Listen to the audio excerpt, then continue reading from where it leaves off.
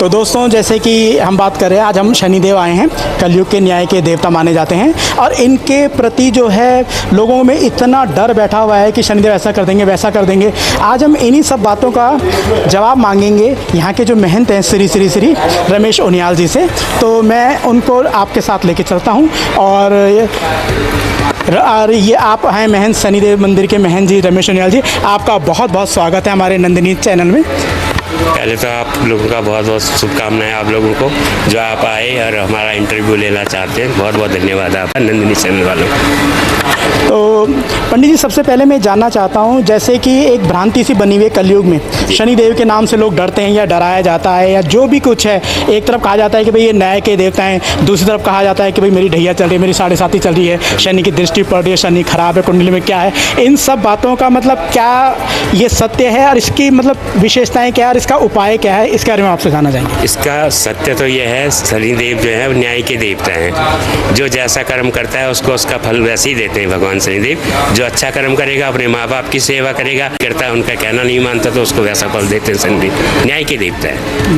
न्याय पंडित जी कह रहे हैं कि न्याय के देवता हैं। अच्छा पंडित जी, जैसे ये शनिधाम, इसकी स्थापना कब हुई थी, इसकी मान्यताएं क्या हैं और मतलब इसका प्रोसेस किस तरह से, मतलब पूजा पाठ करने का, जैसे किसी को अपना शनि उतारना है, शनि का किस तरह से किया जाता है? देखो जी, शनि को मनाने के लिए तो भगवान शनिदेव का आप मंत्र करो, जाप करो, पूजा करो, पाठ करो, पंडित जी लोगों से कराओ, उनको तेल चढ़ाओ, तेल का स्नान कराओ। यह नहीं कि धूप जलाओ, दीप जलाओ, उनको उनके नीचे दीपक रखते रहो। जो लोगों की भ्रांतियाँ आई, केवल तेल चढ़ाने से ही भगवान शनिदेव प्रसन्न हो जाते हैं। जिसकी साढ़े सती चल रही हो, ढैया चल रही हो, कहने की बात है कि शनिदेव बुरा कर दे, जो कभी किसी के काम नहीं होते।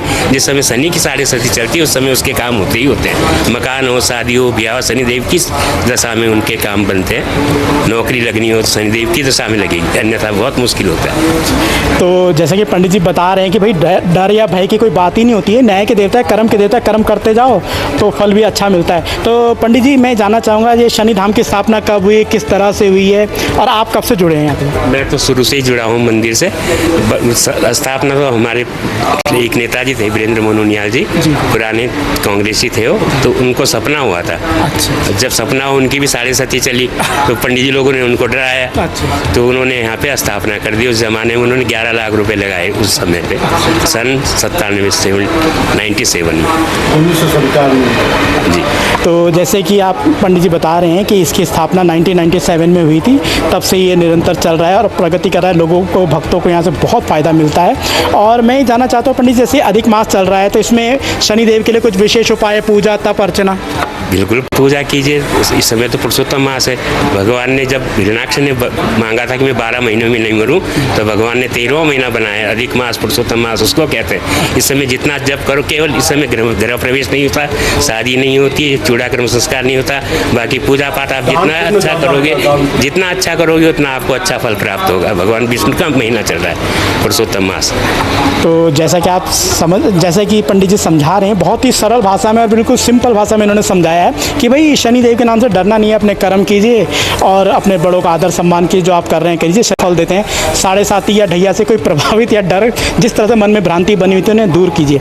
अच्छा पंडित जी, और आप इसके बारे में क्या कहना चाहेंगे?